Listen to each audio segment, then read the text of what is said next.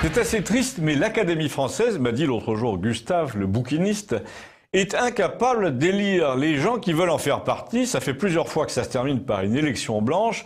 Les candidats sont jamais assez bien pour elle, ça devient vraiment ridicule. On a l'impression qu'elle est effrayée d'attirer des gens qu'elle n'estime pas, mais elle se demande pas pourquoi. Ça serait pourtant la première question à se poser. La question est pourquoi j'attire les Brel et pas les autres? Au dernier moment, elle se dit non, on peut tout de même pas prendre celui-là, mais c'est entièrement sa faute. Elle a dégoûté les gens de valeur. Et tu sais comment, me dit-il? Déjà, je sais pas, lui ai-je répondu, ce que tu appelles les gens de valeur. Mais si tu dois bien avoir une idée, me dit-il. Non, pas du tout, ai-je insisté. Dis-moi plutôt comment elle les a dégoûtés. Mais parce qu'il y a eu un moment, me dit-il, assez récemment, où elle a perdu son honneur.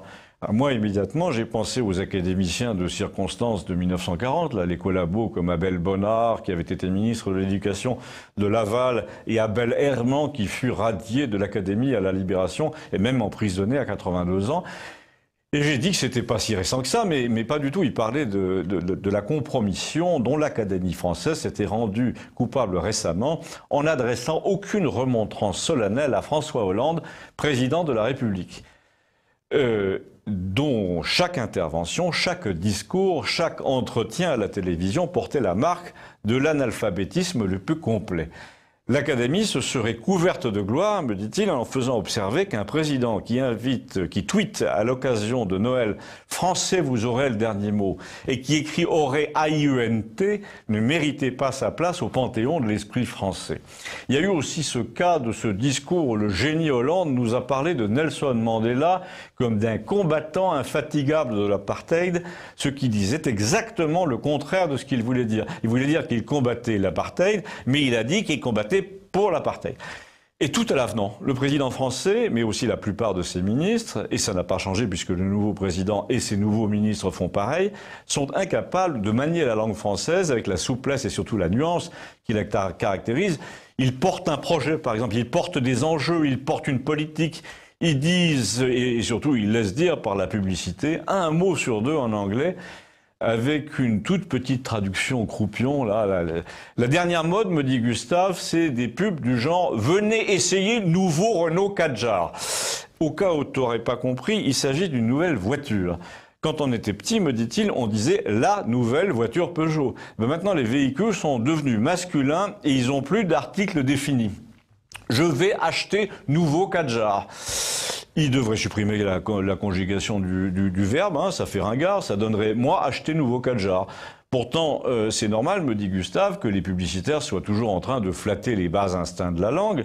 C'est normal. Ce que je trouve détestable, en revanche, c'est que l'Académie regarde ailleurs. C'est qu'elle soit incapable de faire ce que je fais là en ce moment, c'est-à-dire qu'elle devrait se moquer publiquement des abus de langage et du niveau de vocabulaire général.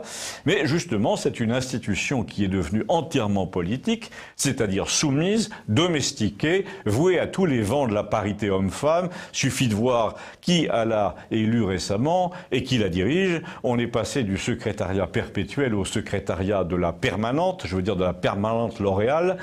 Non, sérieusement, me dit-il, on rêve d'une académie dont les membres seraient capables de redevenir des résistants. Faute de quoi tous les résistants se retrouvent dehors et la tiennent pour un repère de collabos, ce qu'elle est devenue.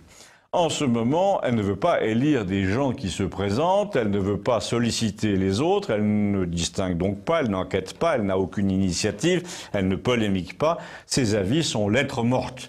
L'efficacité n'est pas ce qu'on lui demande. L'Académie, c'est comme la Cour des comptes. Le rapport annuel souligne des anomalies qui ne sont jamais corrigées. C'est pour ça que les gens ont de moins en moins de respect pour l'institution, puisqu'elle n'est pas courageuse.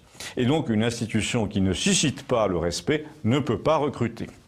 Ajoute à ça que c'est un recrutement censitaire. Hein. Il faut être mondain, parisien, friqué, de gauche.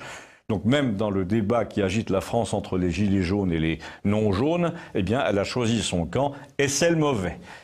Eh bien, voilà bien une sortie pessimiste, mais que pouvait-on attendre d'autre de Gustave? Alors vous allez me dire, vous n'avez pas beaucoup protesté. Non, c'est vrai, je le confesse. Abonnez-vous, merci.